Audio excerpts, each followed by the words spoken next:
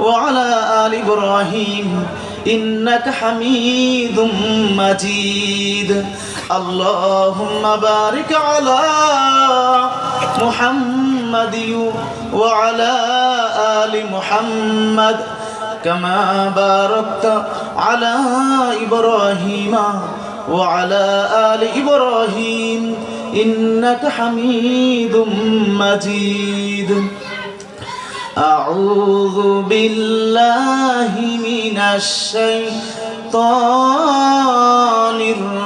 الرجيم بسم الله الرحمن الرحيم يا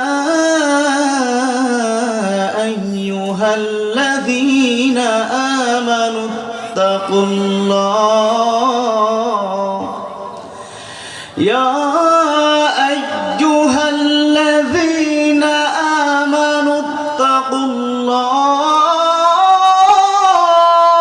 الله أكبر ولتنظر نفس ما قدمت لغد واتقوا الله الله أكبر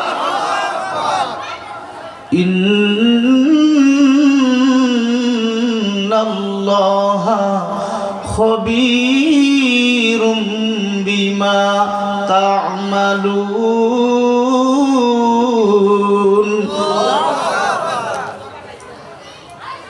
وقال الله تعالى في كلامه المجيد إن الذين قالوا ربنا الله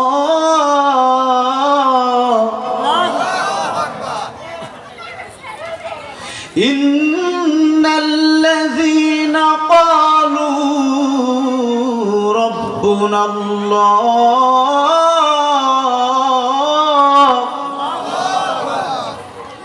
ثم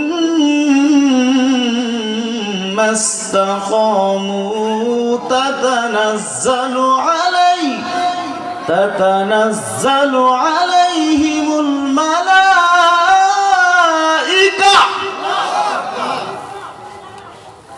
تتنزل عليهم الملائكة ألا تخافوا ولا تحزنوا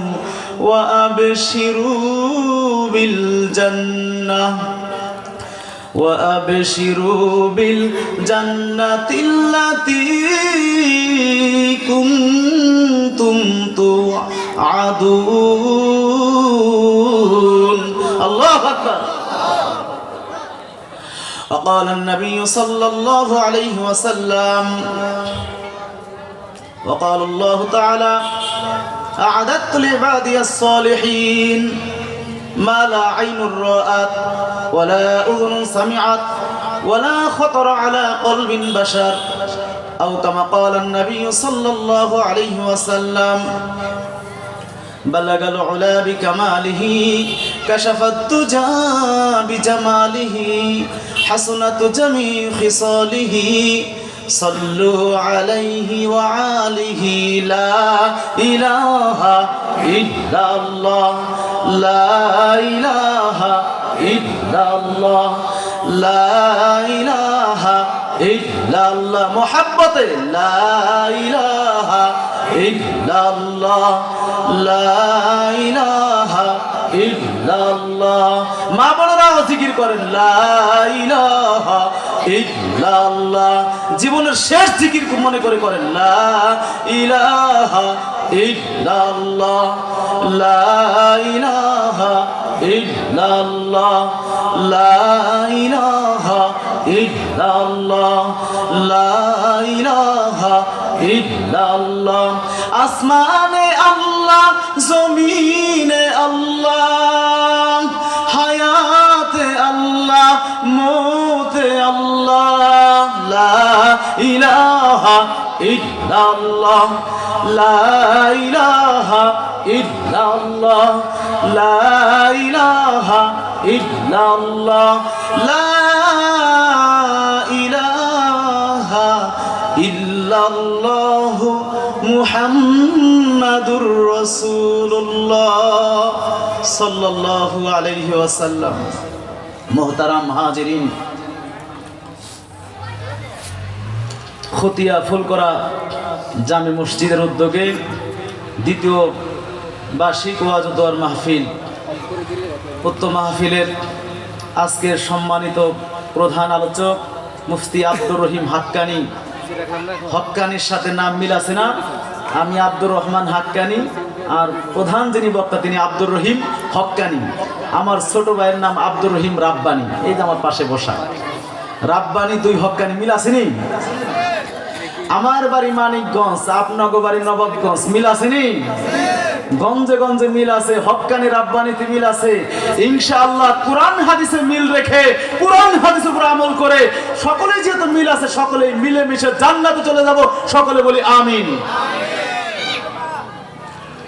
আজকের মাহফিলের প্রধান বক্তা এবং প্রধান অতিথি, আজকের মাহফিলের বিশেষ অতিথি, আজকের মাহফিলের প্রধান পৃষ্ঠপোষক যারা দায়িত্বশীল রয়েছেন, এবং আজকের মাহফিলের সম্মানিত সভাপতি, এবং সকলের নাম তো বলে শেষ করা যাবে না। সভাপতির নাম জনাব মোহাম্মদ আব্দুল আজিজ ব্যাপারী, সভাপতি খতিয়া ফুলকরা জামে মসজিদ, এবং পোস্টারে অনেক বিশেষ অতিথি রয়েছেন, এবং আমার সামনে মুরব্বী এবং কচিকাচা বাবারা, মধ্যবয়সী যুবক ভাইরা, এবং মঞ্চ উপবিষ্ট জাতির তাজ, জাতির পথ প্রদর্শক ওলামা ইকরাম, এবং আরও যারা দায়িত্বশীল রয়েছেন সকলের প্রতি, এবং পর্দার আলের আমার মা বোনেরা রয়েছেন, প্রত্যেকের প্রতি আমার সালাম। আসসালামু আলাইকুম ওয়া রাহমাতুল্লাহি ওয়া বারাকাতুহু।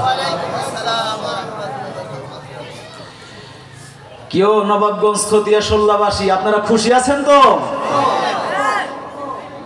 নাকি মনটা বেজার? কি বলেন? এত সুন্দর একটা সামিয়ানার নিচে জান্নাতের বাগানে আল্লাহ পাক আমাদেরকে বসার মতো তৌফিক দিয়েছেন। এটা কি মনে করেন এমনিই হয়েছে? এমনিই হয় নাই। আল্লাহ পাক আমাদেরকে কানে ধইরা টাইনা আনছেন। বলেন আল্লাহু আকবার। যাকে জান্নাতি বানাবেন তাকে জান্নাতের খাতায় নাম দেওয়ার জন্য জান্নাতের মজমার মধ্যে আমার আল্লাহ ঢুকাইয়া দিবেন। বলেন আল্লাহু আকবার। যাকে জান্নাতি বানাবেন তাকে জান্নাতের মজমার মধ্যে ঢুকাইয়া দেওয়ার দায়িত্ব কার? হায়াতুস সাহাবা ৫ম খণ্ড খুলে দেখবেন, সেখানে লেখা আছে যাকে আল্লাহ জান্নাত দিবেন তার গোটা জিন্দেগিটাই জান্নাতের পথে আল্লাহ চালায়া দিবেন। বলুন সুবহানাল্লাহ। আমি আপনাদের সামনে কোরআনে কারীম থেকে, কোরআনে হাকিম থেকে, কোরআনে মাজিদ থেকে কয়েকখানা আয়াত তিলাওয়াত করেছি। সূরা হাশরের 18-19 এবং সূরা হামিম সেজদা 30, 31, 32। আল্লাহর নবী সাল্লাল্লাহু আলাইহি ওয়াসাল্লামের অসংখ্য হাদিস থেকে একখানা হাদিস আমি আপনাদের সামনে পেশ করেছি। উক্ত আয়াতের মধ্যে আল্লাহ রাব্বুল আলামিন পরকালীন জীবন সম্পর্কে এবং আমাদের আমল সম্পর্কে সতর্ক করেছেন, আল্লাহকে ভয় করার নির্দেশ দিয়েছেন। এবং আরো আলোচনার মধ্যে আল্লাহ বলেছেন যারা আল্লাহকে রব বলে স্বীকার করবে, আল্লাহর হুকুমগুলো যারা মেনে চলবে, যখন তাদের মরণ হবে আল্লাহ তাদেরকে একা ছাড়বে না। জান্নাতের সুসংবাদ নিয়ে ফেরেশতাদেরকে আমার আল্লাহ মরণের সময় ওই বান্দাদের কাছে পাঠিয়ে দিবেন। ওই জান্নাতে যাওয়ার জন্য রাজি আছেন সবাই? তাহলে ইনশাআল্লাহ আল্লাহ যদি তৌফিক দেয় একটু ফাঁক মারিয়া বসেন, ফাঁকা জায়গাটা একটু পূরণ করে বসেন, জিকিরের সাথে আগে লা ইলাহা ইল্লাল্লাহ, একটু আগে আসেন লা ইলাহা ইল্লাল্লাহ, একটু আগে আসেন লা ইলাহা ইল্লাল্লাহ, লা ইলাহা ইল্লাল্লাহ, লা ইলাহা ইল্লাল্লাহু মুহাম্মাদুর রাসূলুল্লাহ সাল্লাল্লাহু আলাইহি ওয়াসাল্লাম। সম্মানিত এলাকাবাসী, রাত যে খুব বেশি হয়েছে তাও নয়, আবার যে একেবারে কম হয়েছে তাও নয়। যেহেতু কর্তৃপক্ষ তারা বেশিক্ষণ পর্যন্ত করবে না, মাহফিল চালাবে না, কারণ শীতের দিন সামনে, কথা অল্প সময় হবে। আমার পরে যিনি বক্তা রয়েছেন বাংলাদেশের আন্তর্জাতিক খ্যাতিসম্পন্ন একজন আলোচক, ইনি আপনাদেরকে তার সুলভিত কণ্ঠে কোরআন হাদিসের